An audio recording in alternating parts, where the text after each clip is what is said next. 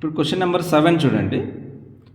If a triangle ABC and DEF are similar, if AB is equal to 4 centimeters, DE is equal to 6 centimeters and EF is equal to 9 centimeters and FD is equal to 12 centimeters, then perimeter of triangle ABC is dash centimeters.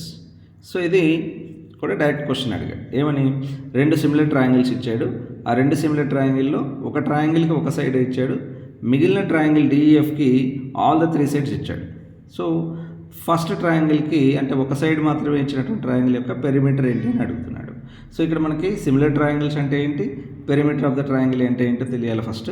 So similar triangles అంటే రెండు triangles whose shapes are same వాటి యొక్క, లేదంటే మనకి similar triangles ఎలా చెప్పుకుంటామంటే sides are in proportion, sides ప్రపోర్షన్లో ఉండాలి.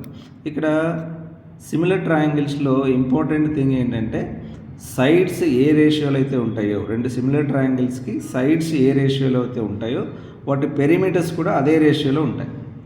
ఇప్పుడు ఏబి ఇచ్చాడు మనకి, ఇక్కడ చూడండి AB is equal to 4 centimetres అన్నాడు. సో ఏబికి సిమిలర్ ఏమవుతుంది, డిఈఎఫ్స్లో ABC is similar, ABC similar to triangle DF. ఎప్పుడైనా సిమిలర్ అని అన్నాడు అంటే ఇక్కడ సిమిలర్ సింబల్ ఇది, సిమిలర్ అని అన్నాడు అంటే ఈ కరెక్ట్గా మనం ఆర్డర్లో ఉండే లెటర్స్ని కంపేర్ చేసుకోవాలి, AB and DE.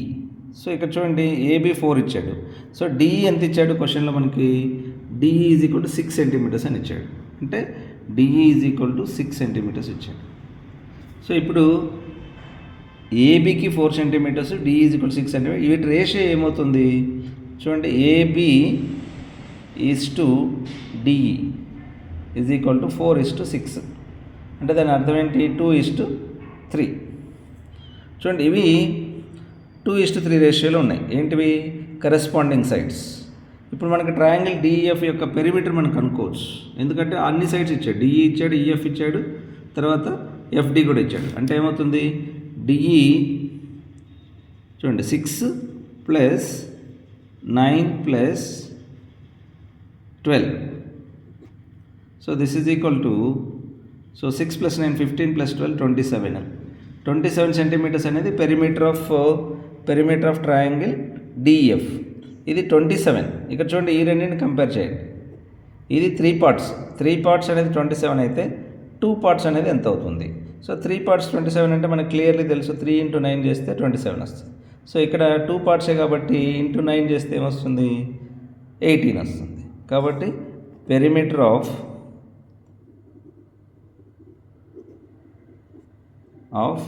Triangle ABC is equal to 18 centimetres.